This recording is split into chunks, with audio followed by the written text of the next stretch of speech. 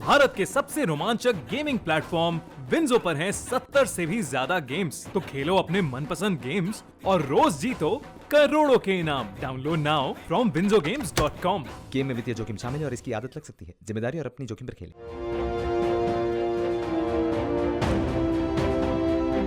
भारत की अर्थव्यवस्था को लेकर कई तरह का ज्ञान आमतौर पर आपको मिलता ही रहता है। बात बात पर भारत की इकोनॉमी में छेद निकालने वाली खबरें भी आप पढ़ते ही रहते हैं।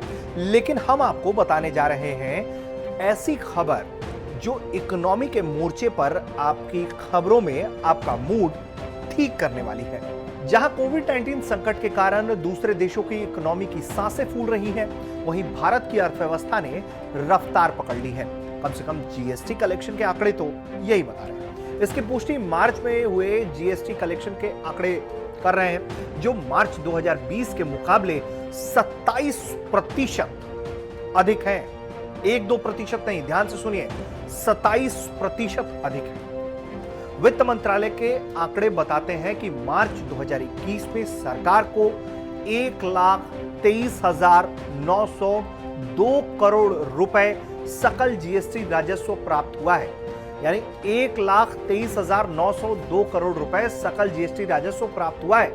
इसमें केंद्रीय जीएसटी के तौर पर 22,973 करोड़ रुपए और स्टेट जीएसटी के तौर पर 29,329 करोड़ रुपए हासिल हुए हैं, जबकि इंटीग्रेटेड जीएसटी के तौर पर 62,842 करोड़ रुपए हासिल हुए हैं। इंटीग्रेटेड जीएसटी के कुल संग्रह में से 31,097 करोड़ रुपए वस्तुओं के आयात पर राजस्व में जुटाए गए हैं।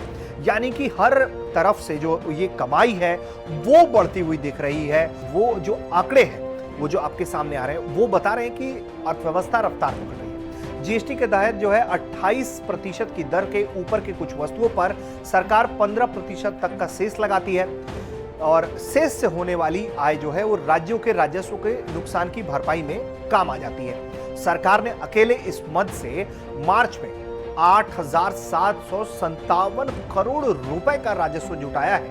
यह भी अपने आप में एक बड़ा आंकड़ा है। इसमें 935 करोड़ रुपए जो है आयातित वस्तुओं से जुटाए गए। सरकार ने आगे भी जानकारी दी है, ये भी जानिए, ये भी बहुत दिलचस्प जानकारी है। सरकार ने जानकारी दी कि मार्च 2021 की जीएसटी संग्रह पिछले साल जो मार्च के मुकाबले है वो 27% बढ़ी हुई है, जो हमने आपको बताया।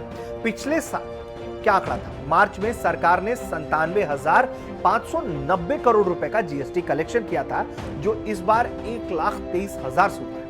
यह लगातार छठा महीना है जब देश में 1 लाख करोड़ रुपए से अधिक का जीएसटी संग्रह हुआ है।